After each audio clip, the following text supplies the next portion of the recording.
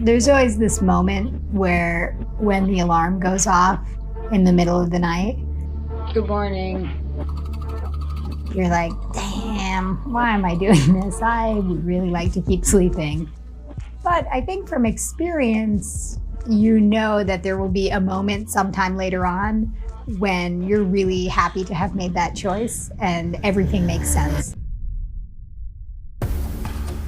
Brett and I share a lot. We both work at Mont Blanc together. In a lot of ways, the project of moving overseas, moving to France together, means that we're like very close and we share a ton. Brad Carlson from Vermont in the United States, living in France for the past 10 years with Hillary. The Mont Blanc Massif is a real jewel among the Alps. In addition to having, of course, the highest peak in Western Europe, it's also this really compact, magnificent combination of glaciers and steep granite needles. It's been really at the center of alpinism for more than 200 years at this point. Where we're from in Vermont, of course, you can go skiing, go climbing, but you can't get into the same high mountain glaciated terrain. So that transition from cragging to climbing mountains in the Alps, I made that transition with Hillary, sort of discovered this new form for us of climbing together. Choosing to live here in some ways means sacrifices. We're far away from our families in a small apartment that we can't fit all of our stuff in. But together we made the decision to call this home really because of what's outside of the door. It's been really cool to see Hillary take off and do her own thing, really embrace the challenge of becoming an endurance athlete. No question, she has taken off in terms of pure physical stamina, endurance. And at this point, we sort of have this trade-off where I can move faster in more technical terrain and Hillary can move faster in less technical terrain. And so we have to find projects that sort of intersect where we both are, not waiting too much for the other person. That's most of the time about Hillary waiting for me.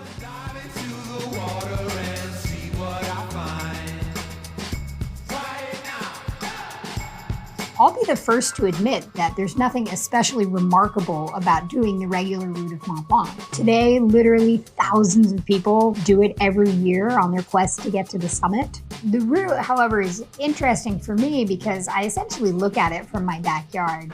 Brad is up there all the time guiding clients, and when you look at the map, there's kind of like this logical arc you can imagine from our apartment up the regular route and heading all the way to the summit.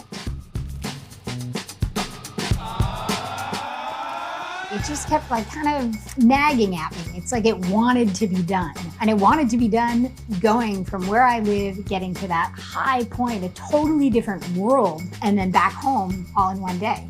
In this case, she's perfectly capable of doing that on her own. We've already been up there multiple times together from the Italian side, Krupner Ridge. So it was really more about this motivation to share part of her odyssey from Servoz, especially the high mountain part from the Nidegg at 2,400 meters up to the summit and back. 13.5 kilometers. 1,550, and there's a prize!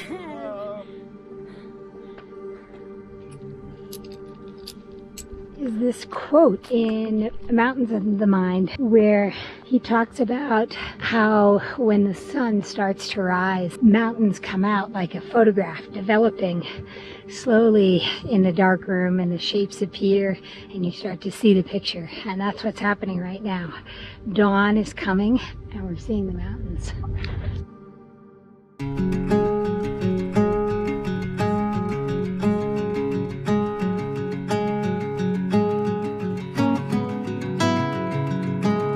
Restrictions that have been put in place on travel and movement because of COVID pandemic. For some people, being limited in where you're allowed to go makes you really desire to go somewhere far away.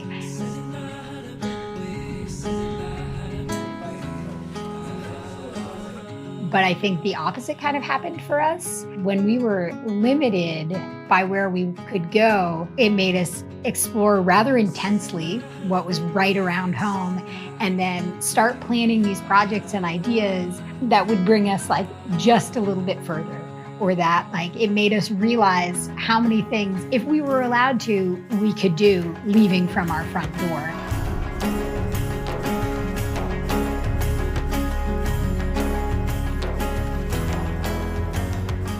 When you're down in the valley, it's sometimes hard to imagine the severity of the high alpine. A place that's really not so far away in terms of distance is really like a world away in terms of elevation and conditions, that is going on at the same time up there when you're down here.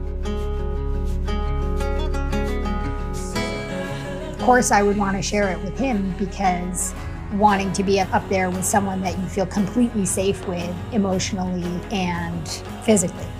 There's also no shame in recognizing, maybe you need outside help. Having him with me was important because it provided a really important margin of safety.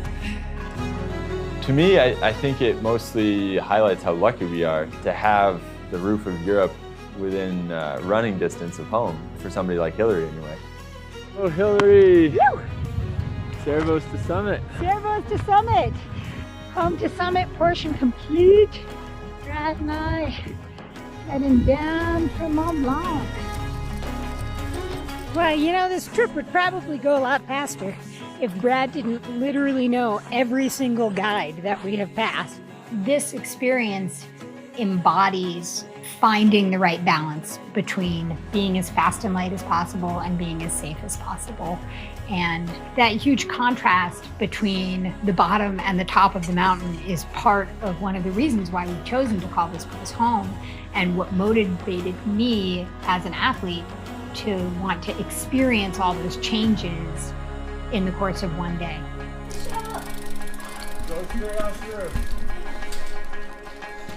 Ah, it's so nice to be home. Ah. It is far away.